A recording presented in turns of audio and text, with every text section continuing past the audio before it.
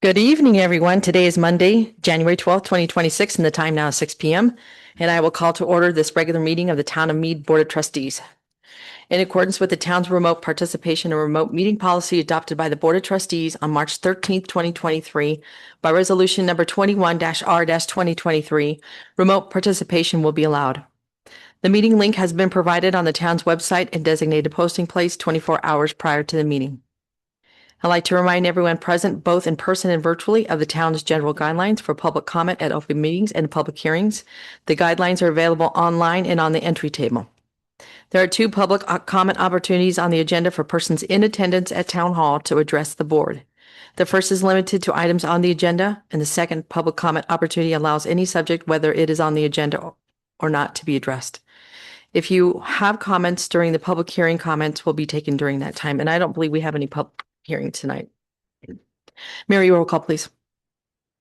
Mayor Whitlow. Here. Mayor Pro Tem Harris. Here. Trustee Adams. Here. Trustee Cartwright. Here. Trustee Crane. Here. Trustee Hagan. Here. Trustee Schranz. Here. Mayor Whitlow, today is Monday, January 12th, 2026, and you do have a quorum. Thank you, Mary. With Martin Luther King Day coming up, please join me in a moment of silence in honor of his enduring call for justice and equality.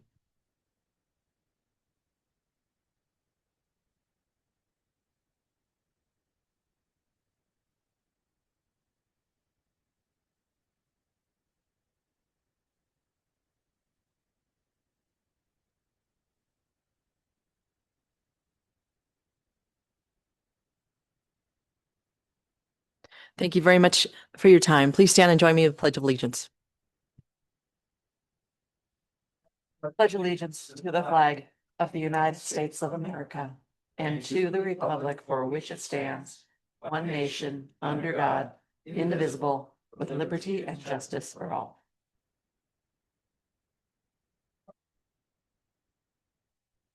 Thank you. We'll move on to review and approve agenda. Are there any changes to the agenda this evening? Yes, I'd like to remove resolution number 03R 2026 from consent. Put it in general. Okay, thank you very much. With that, are there, may I have a motion to approve the agenda with the motion to remove resolution number 3-R-2026? I'd make a motion to approve the agenda with the removal of the resolution number 03R 2026 from consent for general discussion.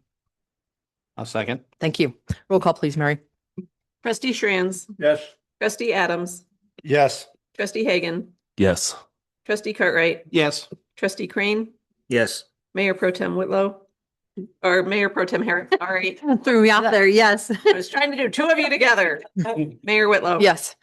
Thank you very much. We have an agenda for this evening. We'll move on to our staff report by our town manager. Ma'am, you have the floor. Thank you, Mayor. Trustees, you have my report. There are a couple things I do want to point out. Just so you're aware, municipal court is now going to be on Tuesdays, not Thursdays. So that's a change going into 2026. So next Tuesday will be the first municipal court of 2026. And of course, it's the day after Martin Luther King Day, which town hall will be closed. There's a couple things I just wanted to circle back on after the retreat. We're trying to schedule these various meetings that the board asked for at our retreat. First of all, Mary did send out an email for a retreat on February 2nd. These are mostly going to be Mondays, but that is not going to work. I know some of you can't attend, so we're going to have to go back to the well on that.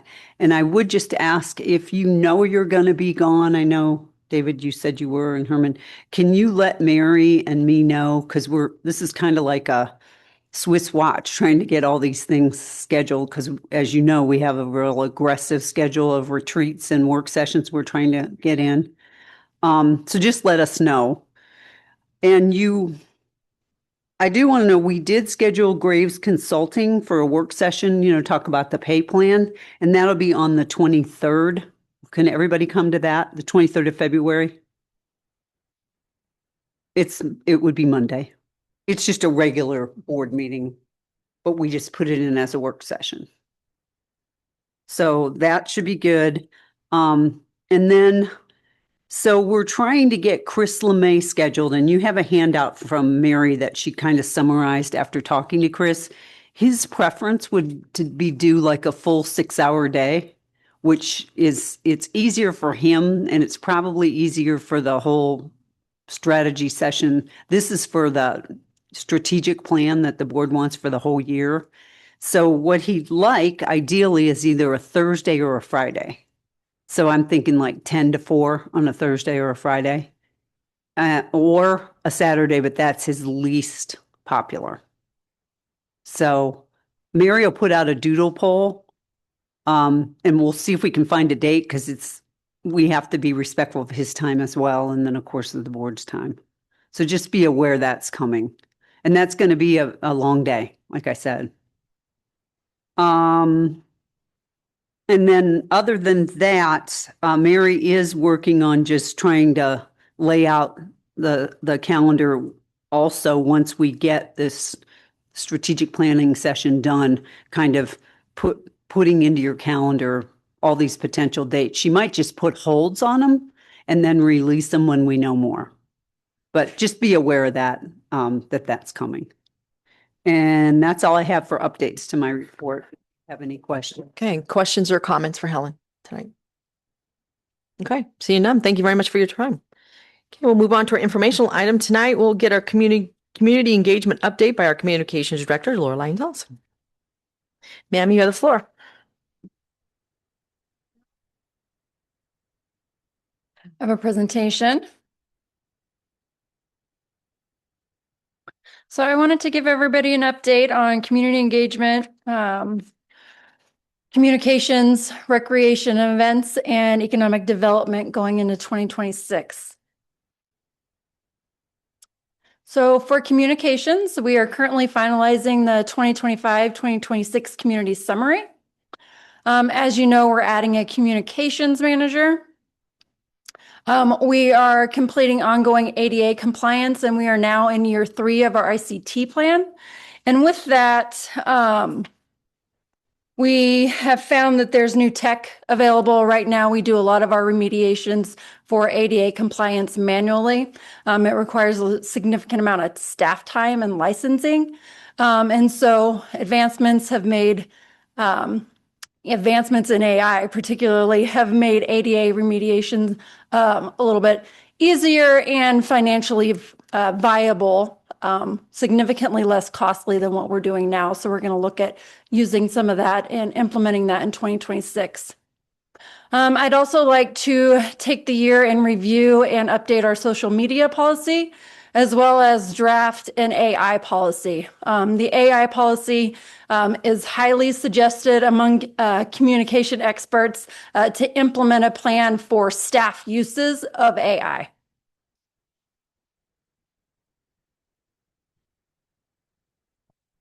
With recreation, we are maintaining our current youth sports leagues.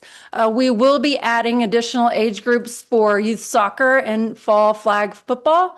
That's primarily because our young kiddos are aging up and we're adding leagues and divisions with them. We've had a lot of success with flag football in particular. We implemented NFL flag a couple of years ago and have continued to grow that program every year. Additionally, all preschool and kindergarten divisions will follow our 30-30 format on Saturdays. And so what that is a 30-minute practice followed by a 30-minute game, all on Saturdays. It's 1 hour for the parents to set aside. It's been very successful in soccer and basketball, so we want to implement that also in flag football.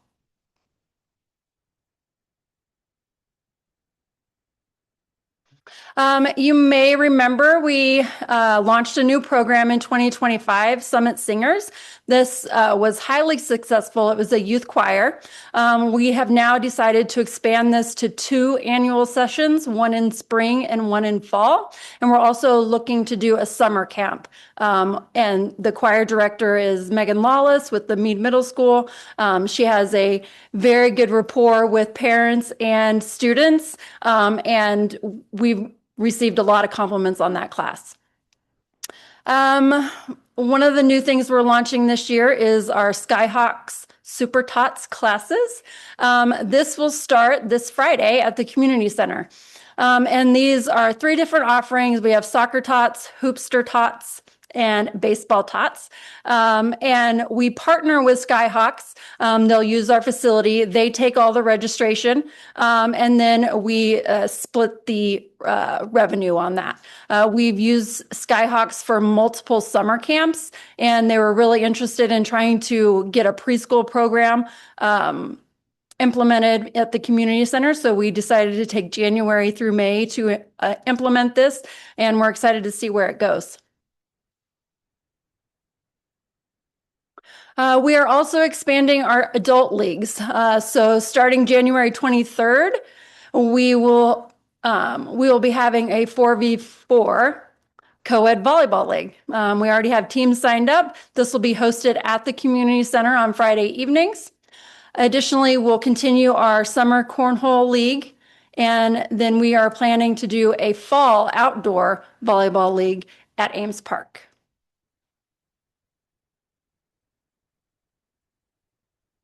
Additional adult programs include our functional fitness. So this is hosted at Anytime Fitness on Mondays and Wednesdays, and it is free for participants. We have our yoga at the Mead Community Center. This is Thursdays at 10 a.m. and Sundays at 3 p.m. We are also bringing American Red Cross classes. So you can register online right now at Civic Rec. Caitlin Newbanks has become a Red Cross instructor. And so we will be hosting those. Anybody in the community can register and learn how to do CPR, first aid, and AED. We'll also be bringing back bingo. This was very popular when we used to have this room as the community room, and it's something that we've been working towards bringing back. We are looking to get a bingo license with the state of Colorado, which is a lot more paperwork than we anticipated, but we will. The town of Mead would be licensed to host bingo.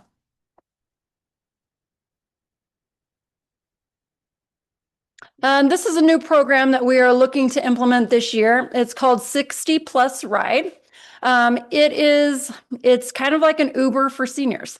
Will County provides free personalized transportation access to those 60 and up. The town would financially support 60 Plus Ride to ensure that our residents have access to this. And those funds that we provide 60 Plus would cover volunteer background checks, their training, and mileage reimbursement. So 60 Plus Ride is it's a nonprofit, and it's ran by volunteers. They have several vehicles in their ownership, but then they also use volunteers to provide rides for people that are 60 and older.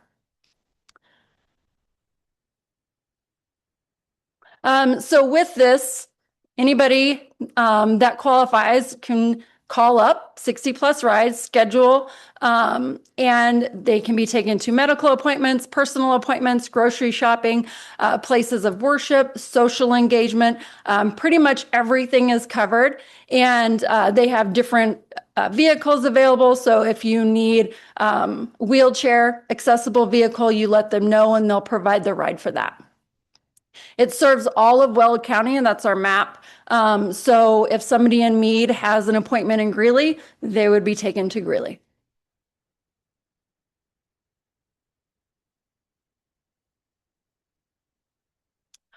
Our events this year are planned out. I have a long list. We're doing our usual ones. We have the egg hunt. That'll be at Ames Park. We moved it last year and it was very successful. We had a lot of positive feedback from residents just with the space and the additional parking. Cleanup days will be in May and October. We are working on an online form so people can fill that out online. They don't have to come to town hall. They don't have to come to the community center, and they'll be able to get a voucher to go to cleanup days. It was one of the things that was brought up by residents to make it more accessible and easier for them to do. So we're looking at that online form to be activated later this year. Our townwide garage sale was moved last year to the last Saturday in May, and we're going to keep that the same this year. Residents had long requested that the middle of the summer was too hot for their garage sales, and so we found that moving it, we had a lot of positive outreach, and we plan to do that again this year. We'll have fishing at fun. Fishing is fun at Highland Lake. Independence Day Bike Parade on July 4th, National Night Out, our Mead Community Day, our flag retirement ceremony, and then we plan to continue our Christmas at the community center and doing a two-day event the Friday and the Saturday in December. You'll notice that we don't have concerts and movies on this list. We are currently revamping that. So last year we didn't have concerts and movies because of all the construction. I wanted to take this opportunity to really look at it and see what was working and what isn't. We are talking about moving movies over to the community center where we don't have to deal with weather and wind. And so we plan to have that outlined in March. And then we'll continue to do our joint events with the Chamber of Commerce. All right, economic development. We have quite a few things planned. One of the most significant items this year is our Built for Mead website. We are planning to do a massive update. We launched that website as a single page back in 2021, and we've been adding pages as we've grown.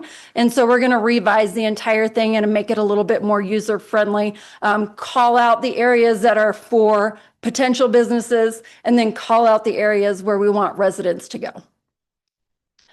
We also plan on doing YouTube ads. So the last few years, we've been really hitting iHeartMedia. YouTube ads have kind of taken over marketing, and they're doing very, very well in other towns for economic and tourism drives. So we are going to go with YouTube ads for our town overview videos and also our business success videos.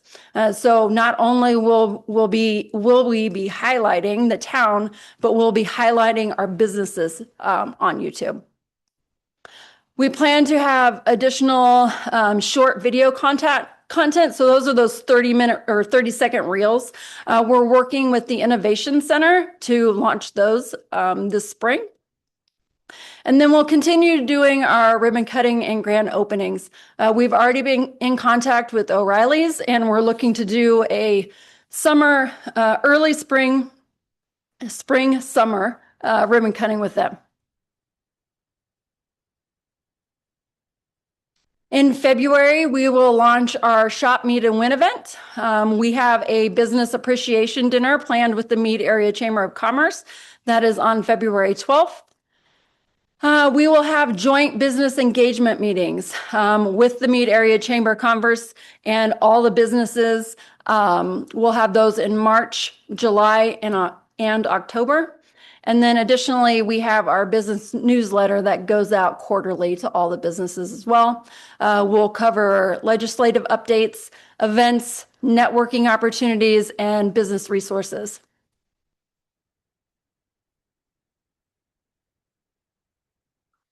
And that's what I have for you. Can I answer any questions you may have? Questions or comments for Lorelei? Trustee Crane. I just wanted to say that the Summit Singers, my daughter Natalie's 8th grade at Mead Middle School, and she was one of the 3 that Megan Lawless chose, and they had a great time over there. Summit Singers was awesome. And then just as last weekend, I took Isaac over to the video game thing. Oh, yeah. And he had a great time too. So thanks for those events. Awesome. I'm glad to hear that. Yeah, I didn't mention our esports program. We've had 2 free drop-in sessions the last 2 Saturdays, which were wildly popular. We have a bunch of different gaming equipment at the community center. We use this as an opportunity to highlight what we have and also let kids and families know that they can come in, drop in anytime and use that equipment. Thank you. Any other question? Oh, Trustee. I'm just wondering, what is the state licensing for bingo? Is it for profit? Do we keep some money, or Is it all given out? So we qualify as a municipal government, but in order to host bingo and have any sort of money at the bingo sessions, we have to get licensed. And so back in the day, when we had it here, we didn't use any kind of money. It was just a bingo for fun. Nobody wants to bingo for fun. They want to bingo for money. So we're getting that licensing so we can bingo for money. Way to supplement your income. It's technically a gambling license. Yes. It's technically a gambling license that you have to get.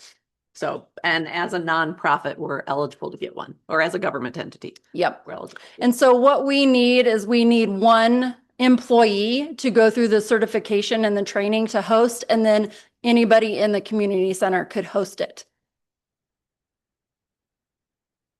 It's quite the challenge with the state. But it doesn't make us any money, right? I mean, No, No. no. Yeah. because there's bingo halls. I figured they must keep some of the money. I didn't know we were doing that too. So that's why I asked. Yeah, bingo halls kind of do it their own way. Everybody's a little bit different. Sometimes whoever's hosting the bingo will pay for the time at the bingo hall, or they might take a cut.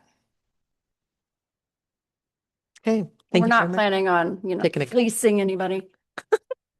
All right. Thank you very much, Lorelei, for the Thank update.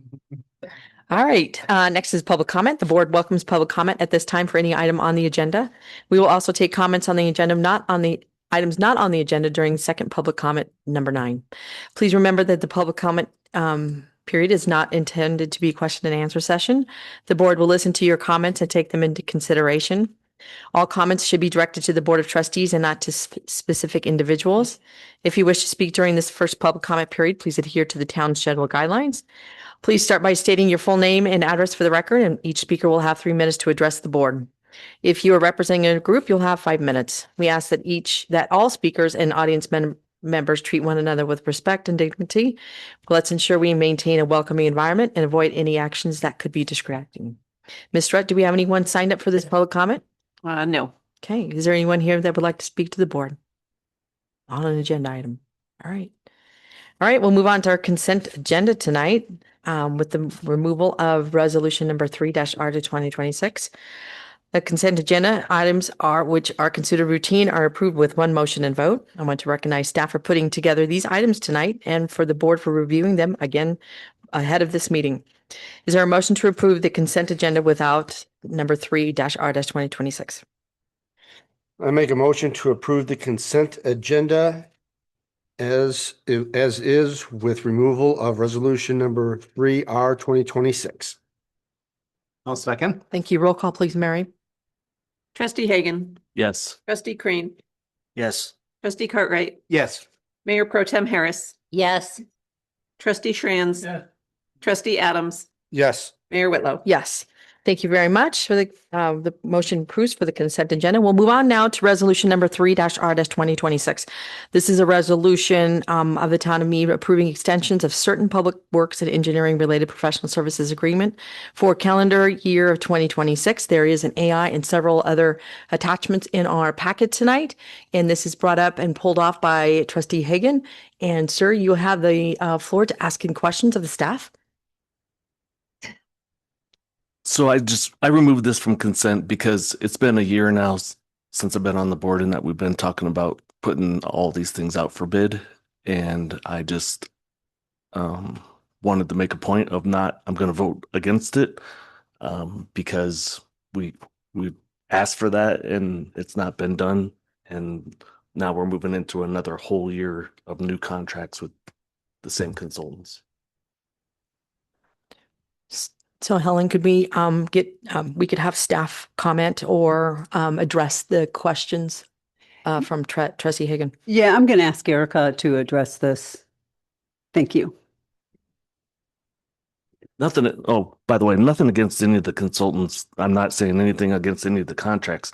I just am trying to make a point that we asked for this process to be followed or opened up and it hasn't been. So Yeah, if I could, good evening. If I could maybe just run through these real quickly and I can tell you what these various consultants are doing for us. A lot of their tasks are rolled over from the previous year. So, starting with JVA, they do a number of projects for us at the wastewater treatment facility. So we do have an active project right there right now where we have a contractor replacing the blowers and the VFDs there. They also do a lot of our development review. So there's some consistency there in having the same company who's been reviewing a set of plans that started a year or more ago and seeing that project through to completion. FHU is the engineer of record for the Third and Welker project. The Third and Welker project obviously is continuing into 2026.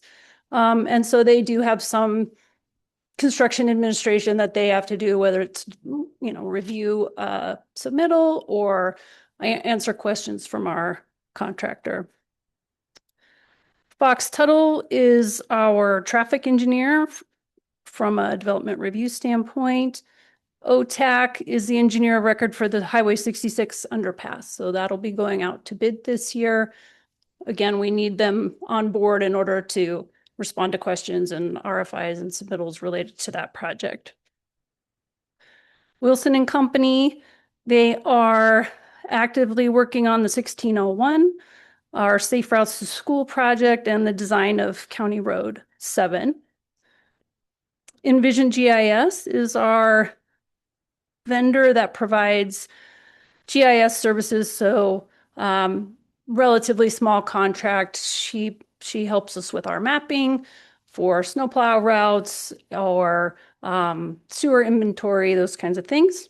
And Denali Water Solutions is our provider at the wastewater treatment plant.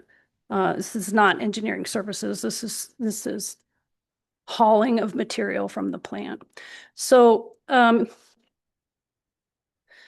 these are not for new tasks, aside from development review, that might be a little bit different, but these are not for new tasks. So for example, this year we have a County Road 5 bridge that we need to design. We intend to go out with that to select a consultant for that. We do also have an on-call RFP on our work plan this year, so that we could have somebody else in addition to JVA. Like I said, it's my recommendation that we continue with them because they do have history on active projects. We wouldn't want to change midstream, but we do have that in our work plan as well. And I think I covered all of those. Happy to answer any questions. Do you have any further questions, Trustee Hagan? No. Okay, thank you. Trustee Schranz? Thank you for the update. As you mentioned, what that list of engineers that you have is dealing with current projects. So we're going to carry them through continuation of those projects.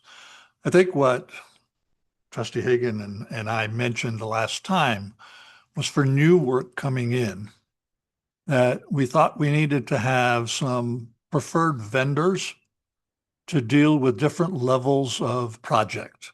So if we have $100,000 project versus $1 million project, maybe different engineers. What I think we were told at the time was that we would put together that RFP list and send that out and see if we can't develop or build that preferred vendor list to include small companies for small projects. Sure. Am I speaking out of tone for you? I always say this.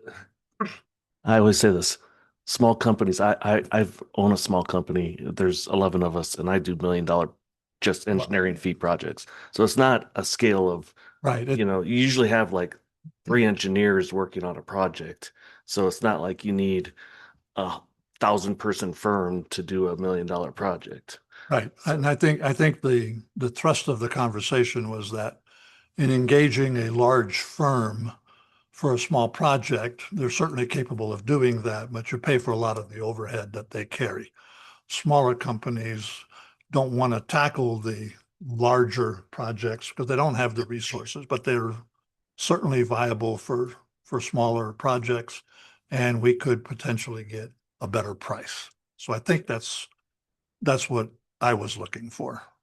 And that's what I haven't seen us going out. And the development review is generally reimbursed by the developer. So that, Right. I mean, for JVA to stay on that is not that big a deal. I was purely just making the point that, and I'm glad to hear that you're going to put that bridge project out this year so that many people can provide prices on that. Sure. And I was just looking through our work plan. I mean, that is the only project that would be new this year. That's not a rollover from a prior year.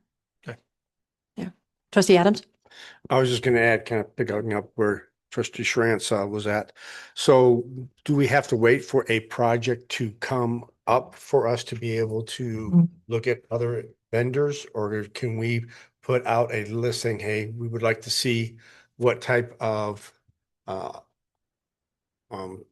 people would want to come here and bid on contracts? So I know, like you had said before, we had put out a couple of contracts and we only got certain vendors that bid on it, and wasn't necessarily small and large vendors that had the opportunity maybe. So I didn't know if there was a way for us to get the name out that we are looking for potentials for, upcoming projects, but we want to make sure that we have some people already kind of in the pocket that we could send this out to different companies and say, okay, we want to bid, and then we can take the best. I think the way Eric is proposing to do it by opening up a project to a general like proposal bid is the same is a good way to do it, because then Okay. you'll get a smaller firms and stuff that Okay, then she could decide if she likes them or not, if they do good work. It's actually a good way to to do it, so by project. to meet some new Okay. engineering groups. All right, that's what I just want to make sure it was just so only when a project is coming up that we would do that, or if we had some that we would have just, different names of different companies that we haven't had before, maybe. Yeah, I think if our, Oh. if our work plan was different, if we had a lot more to do, it might make more sense to do what you're suggesting, because, we have a lot of prep for your approval, right? A lot of legal to get the contracts and renewals every year. And so because our workload is relatively light this particular year, it certainly makes sense to just do it the one time. But that was our thought process several years ago when we procured these firms, is we had several projects. It also makes it more attractive, I think, to an engineering firm if they know how much work might they get from us, right? If I say, I don't have any work, but here's an RFP, give us your numbers, they may not be that interested in pursuing it. Okay, thank you. Okay. Okay, and trustee, great. So just to refresh my memory, where exactly is the project, the alley project that we shut down? Is it, We're not doing it. it's completely gone? Yep. Okay. Any other questions? Me. Oh, yes. Trustee Cartman. All right. I stood up higher. I can't see. It blends in with your Mountain Dew. I'm going to play devil's advocate a little bit, because if I was a contractor and you sent out something and said, hey, would you like to bid on any of these projects? I probably would look at that and go, well, I only do plumbing stuff and pipe work. So no, I don't want to bid on the bridge project. I don't want to bid. And I'd get a lot more no's than I would if I put out a specific RFP for, is that kind of the way that works? I mean, certain companies don't do certain things. Sure. They, Yeah. like, I'm just looking at this, and Wilson and Company does engineering services for state and locally funded, or federally funded projects. Yeah. So if we sent them an RFP for the bridge, they'd probably say, yeah, we don't do that. Is that kind of where I'm hearing? Not necessarily. They are a large firm. They have a structural department. I'm sure they would probably consider that. But to Trustee Hagan's point, right, a smaller firm that only does structures would also be interested. Right, and right. propose on that. Yeah, I'm just thinking sending out a request for 9 different types of projects that we might do in Oh, the next yes. 5 years is probably not the way we want to do this. Yeah, Because you'd run the gamut. Yeah, we get a lot of not interested, and a lot of, well, I would be interested, but I'm not interested in now, sort of thing. So that's all. I was just Yep. just trying to get the feel for that.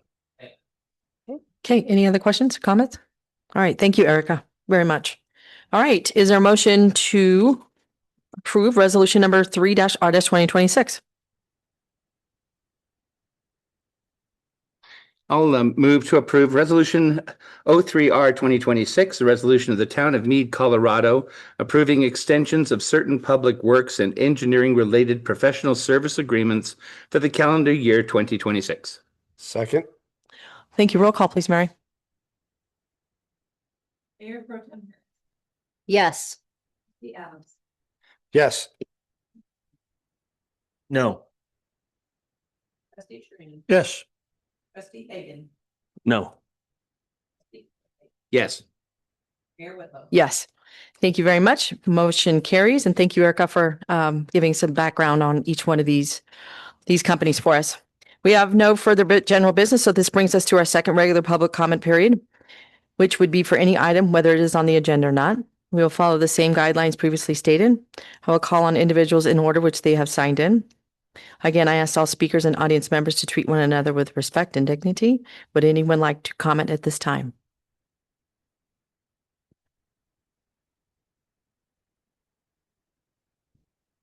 Martin Parr, 3684 Homestead Drive.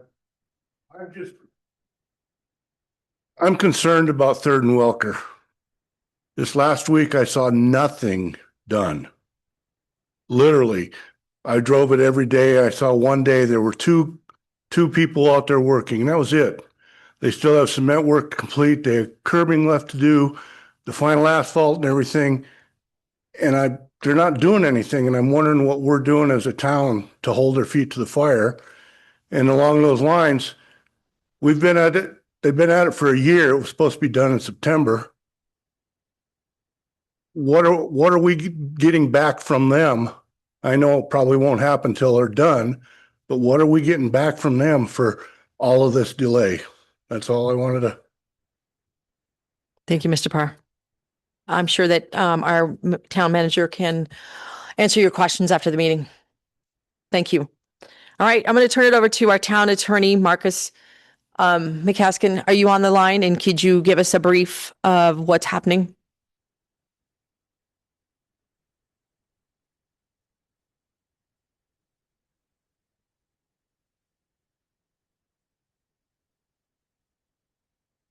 Marcus is online. Oh, let's see. He's showing muted, Marcus. There you go. Great. Can you guys hear me now? No. Okay. Mayor, members of the board, good evening. I don't have a whole lot for you guys tonight in terms of a legislative update or preview, but as you know, they are scheduled to start the session this Wednesday on January 14th, and they will then remain in session for 120 days. I think that the main theme down there this year is going to be figuring out the state of Colorado's budget, budget deficit. I mean, there's a big fiscal constraint that they're dealing with.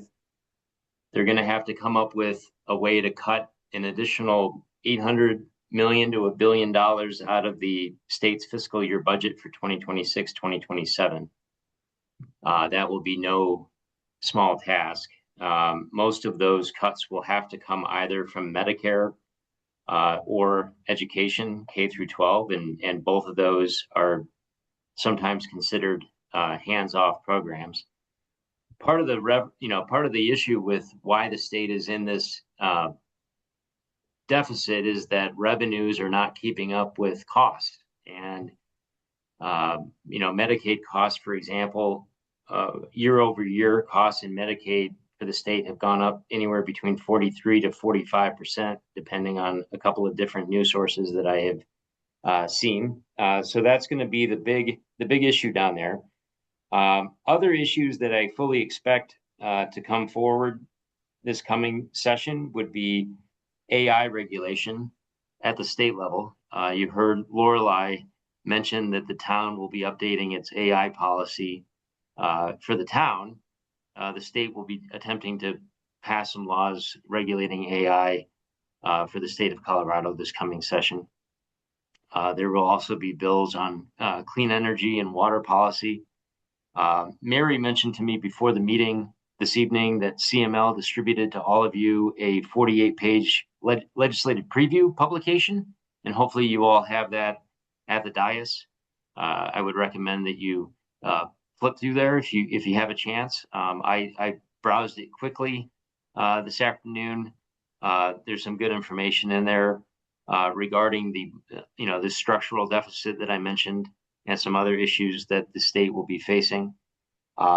I also fully expect that there will be some addition, some more unfunded mandates for local government this coming session, as well as some attempts to preempt local regulation of land use.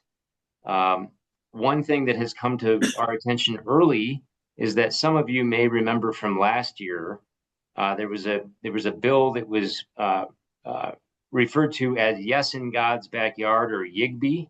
That was a bill that would have permitted faith-based institutions or educational institutions to develop residential housing in the state with little to no local government oversight.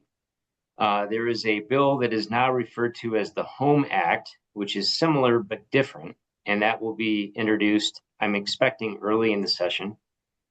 So they have pulled faith-based institutions out of the bill. However, the bill will now cover school districts, nonprofits in the state of Colorado, public housing authorities, and it will apply to any parcel that is up to but not exceeding 5 acres in size, with an attempt to really force an administrative approval process on local government for residential development. And this will also apply to any jurisdiction in the state as it is currently drafted, with a population of 2,000 or more. So it would apply to the town of Mead in its current form. So that's really all I have. Is it should be interesting, and I'll definitely provide updates as we work our way through these next 120 days, and let you know what they get up to down there at the Capitol. Happy to stand for any questions. Thank you, Marcus. Questions for or comments for Marcus tonight? Yes. Yes, go ahead, Trustee Hagan. Did you say that's for parcels 5 acres and less that they can do whatever they want on? Correct. That's the way. That's the current draft of the bill, and I'm happy to email that to all the trustees if you'd like to see a preview of what that piece of legislation looks like currently. So it doesn't comply with anything. They could put in 6-story buildings there. Well, as the current draft would require an administrative approval for anything not exceeding 45 feet in height or 3 stories. Anything over that, I think, would be, at least the way it's currently drafted, would remain subject to all of the local government's standard land use approval processes, regulations. That's pretty wide open. Thank you. Yep. All right. Thank you, Marcus, very much for your time tonight. Appreciate it. No problem. All right. We'll move on to elected official reports. Any town trustees would like to report on anything tonight? Trustee Hagan? I would just like to suggest, that work session that we had, or retreat, or whatever you call it. We looked at a lot of ways to increase revenue. I'd like to propose that we also look at ways to save spending, reduce spending. That's kind of the yin and the yang. Aren't you supposed to look at trying to save, reduce costs in each department as well as increase revenues? It's kind of the balance that we see in our federal government, the two parties fighting. So I think we need to have some balance in this too, where we're cutting some spending. All right. Thanks for the suggestion. Anybody else? All right, in our packet tonight, and I want to say congratulations to the town of Mead for being one of the 36 municipalities that were approved for the regional housing assessment. It was signed by DOLA on December 15th, so it's in your packet underneath the town manager's report. So thank you very much for working with Dr. Cog, with Sheila Lynch, working through these couple years of trying to get this done. The next part is now going to happen about an action plan. So we'll work together, again with Dr. Cogan, trying to figure out how to, I guess, adhere to Senate Bill 174 of last year. So I just want to say thank you. Also, this Friday, we have CML Policy Committee. I just want to read you some of the things that are happening. Okay. Here's one. Government Immunity, Pet Animal Care and Facilities Act. This is it's a statute up for renewal, for expected to extend for another 15 years. It sunsets report for recommendations that will be turned into legislation with a whole bunch of different municipalities, mostly down in southern part, Wheat Ridge, Lakewood, Mountain View, and Longmont. And they're going to co-sponsor in the House for some of these animal care facilities. Next is this liquor. There's one called Spirituous Liquor Manufacturer Authority to conduct tastings. That's on the docket. And CML is opposing this legislation based on oversight from the state again. Another one coming down the pike is urban renewal, the URA and tax increment financing a reform on the TIF. So that'll be coming. Most of it is brought by Loveland, Estes Park, Berthoud, Wellington. Some of the urban renewal laws that they would like to look at. Again, CML is opposing this based on annual public reporting and state entity. So that they're going on against. And this will all be done by the public policy on Friday, which starts Friday morning. So if you want to jump in the call with me, I'm more than happy for many hours of listening to this. Another things are just informational is internet gaming, THC beverages for marijuana, temporary hospitality event permits for marijuana, taxation for lodging tax for statutory municipalities, and pensions. Colorado Public Employees Retirement Association, which is PARA. So some of these things are coming down the pike, and this is just a few of the things that we'll be talking about on Friday. Again, you're all welcome to sit on the call with me on Friday morning from 9 to noon if you want to sit with a whole bunch of other people and discuss these kind of things that are coming in legislation. So we do this once a week.